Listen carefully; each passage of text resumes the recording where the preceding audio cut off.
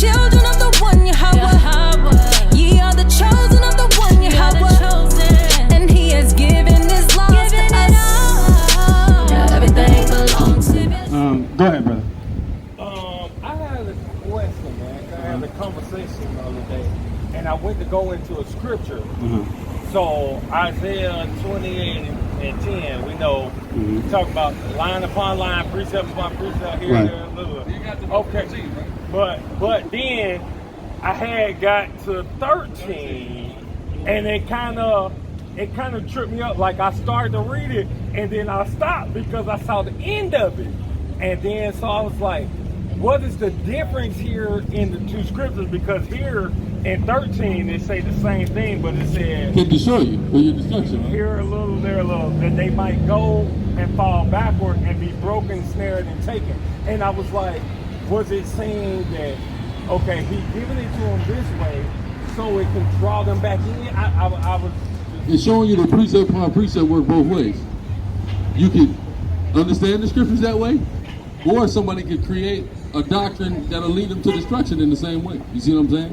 Through ICT the scriptures, taking them out of context, which we see people do all the time. So it's showing you that precept upon precept is a two-edged sword. It worked both ways. You see what I'm saying?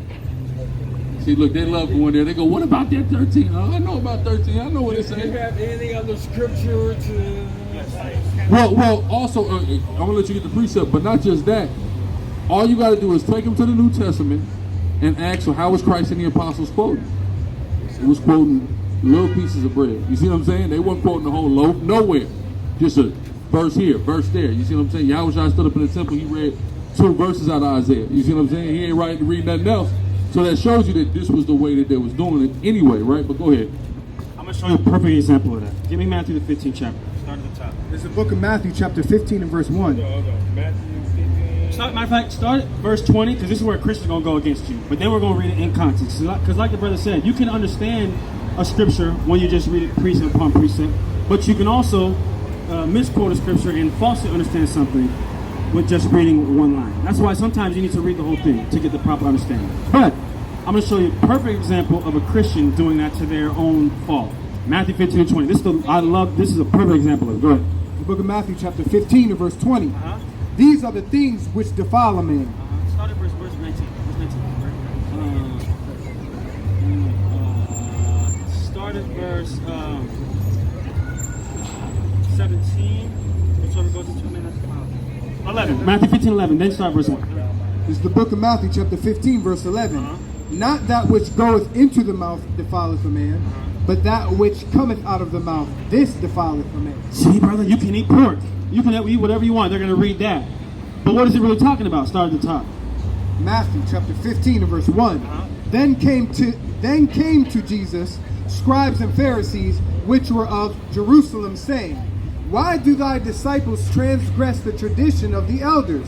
For they wash not their hands when they eat bread. You see that? That's the point is not eating your food when you wash your hands. That's when he says it doesn't, not what go into you defiles you, but that which cometh out of you defiles you. What does verse 20 say now? These are the things which defile a man. These things. Matter of fact, what are the things he lists? Start up. It talks about murders, thieves. Okay, verse 19. For out of the heart proceed evil thoughts, murders, adulteries, fornications, thefts, false witness, and blasphemies. These are the things which defile a man. That defiles you. Go ahead. But to eat with unwashed hands defileth not a man. That's what it's talking about. But a Christian will read 11 and say, you can eat whatever you want. But it's saying you can eat if you have dirty hands, you can eat if you have, it doesn't matter. Yeah. See what I'm saying? Isaiah so in verse 10 and verse 13, these are like polar opposites of each other. In a sense, yeah. You can either get precept, you can use precept upon precept to get better understanding, or you can use it on the opposite side of the spectrum to get a false understanding. That's why a Christian will read that and think you can eat pork. Whereas we can read something like Romans 9:13. We don't have to read the entire chapter of Romans. We can read Romans 9:13 to prove that God doesn't love everybody. See what I'm saying? Stuff like that. Yeah, any other questions, though, brother? You have one? I want to know if, like, what kind of, like, what if I want to know about Moses, how he like, they talk about how he parted the Red Sea and everything, and how was Pharaoh led them, had them in captivity, and I just want to know what verse that comes out of. About which part? Moses leading us out of Egypt through the Red Sea? Yeah. Get okay. You read. Give me Exodus chapter. It's like in the middle of Exodus. Give me like Exodus chapter 14. No, probably like try 14. Let's see. I think it's Exodus 14. You there? Okay. Give me that. Start at verse 13. Exodus 13. I think. 13, right? Yeah. 13.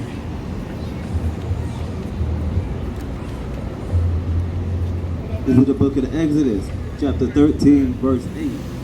And thou shalt show thy son in that day, saying, This is done because of that which the Lord did unto me when I came forth out of Egypt.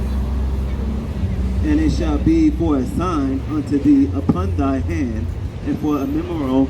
Is that Exodus chapter 13, verse 8?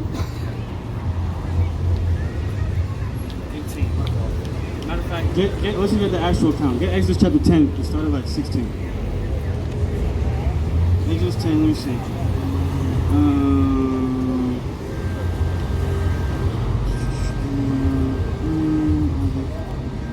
Let me see. Okay. Start at verse 17. Exodus chapter 10, verse 17 is the verse. Go ahead. This is the book of Exodus, chapter 10, verse 17.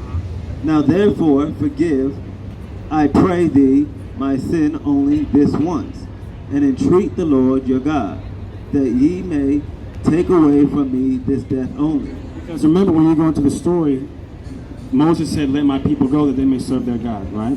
And Pharaoh didn't listen. He said, no, I'm not going to let your people go. And he kept making it harder for us in Egypt. But then once that final plague came, when the firstborn of everything died in Egypt, and then Pharaoh said, man, pray to your God so that he can take away this evil from you. Go ahead. And he went out from Pharaoh and entreated the Lord. And the Lord turned a mighty strong west wind, which took away the locusts, and cast in the Red Sea, that remained not the locusts in all the coast of Egypt. But the Lord hardened Pharaoh's heart, so that he would not let the children of Israel go. No, that's not what I want. 12. No, it's okay. Hold on. No. That's okay. Hold on. Exodus 12 and start at. No, it might be Exodus 13. Hold on. Where is that at? Hold on. No. Hold on. Yeah. Okay. All right, perfect. Here we go. Exodus chapter 14, verse 21. That's the verse. Exodus 14 and 21. This is the book of Exodus, chapter 14, verse 21. And Moses stretched out his hand over the sea, and the Lord caused the sea to go back by the strong east wind all that night, and made the sea dry land, and waters were divided. So Exodus 14 is where Moses gets his staff and uses it to part the Red Sea, right there. Exodus 14 is what you read about there. No problem, brother. Any other questions? Shalom, what's going on? It's your brother, Chief Priest Alazar Lawyer, aka the Guerrilla Hebrew, and I'm just letting y'all know I just dropped my official clothing line, Urban Guerrilla. Go to urbangorilla.com right now to check us out, man, and pick something up. There's urbngrla.com. We got all kind of items for men, women, children, even infants, as well as fragrance oil, smell goods. You can also check out Hebrew Israelite Clothing Co., another Sicarii business, on Instagram and Facebook. And as always, you can hit up deaconsicari.com to get your plug on the scarves, the music, and the children's Bibles. Thanks for your time. All praise to the Most High. Kwam Yasharala. Shalom.